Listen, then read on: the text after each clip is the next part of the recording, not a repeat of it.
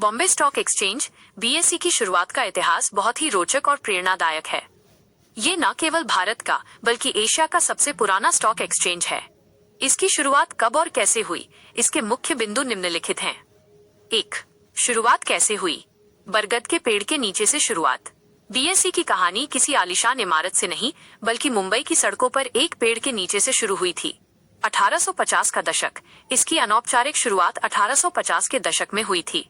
उस समय लगभग 5 स्टॉक ब्रोकर दलाल मुंबई के टाउन हॉल के सामने एक विशाल बरगद के पेड़ बनियान ट्री के नीचे इकट्ठा होते थे और शेयरों, मुख्य रूप से कपास के व्यापार से संबंधित की खरीद फरोख्त करते थे।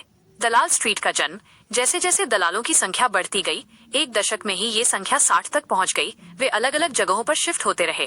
अंततः 1874 में वे एक ऐसी जगह पर स्थायी रूप से बस गए जिसे आज दुनिया दलाल स्ट्रीट के नाम से जानती है।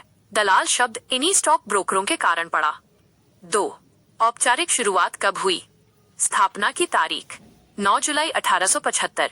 ये वो ऐतिहासिक तारीख है जब इस अनौपचारिक समूह ने खुद को एक औपचारिक संगठन का रूप दिया। उन्होंने एक एसोसिएशन बनाई जिसका नाम रखा गया the native share and stock brokers association. The native share और स्टॉक ब्रोकर्स एसोसिएशन, यही संस्था आगे चलकर बॉम्बे स्टॉक एक्सचेंज बीएसई बनी। 3. मुख्य योगदानकर्ता प्रेमचंद रायचंद। बीएसई को स्थापित करने में 19वीं सदी के महान भारतीय व्यवसायी प्रेमचंद रॉयचंद का बहुत बड़ा योगदान था। उन्हें उस दौर का कॉटन किंग, बुलियन किंग या बिग बुल भी कहा जाता था।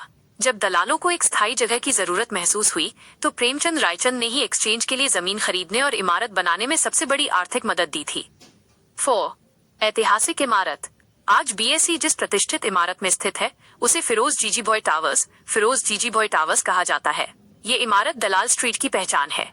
संक्षेप में, बॉम्बे स्टॉक एक्सचेंज की शुरुआत 1850 के दशक में कुछ दलालों द्वारा एक बरगद के पेड़ के नीचे अनौपचारिक रूप से हुई थी और इसे औपचारिक रूप से 9 जुलाई 1875 को the native share and stock brokers association के रूप में स्थापित किया गया।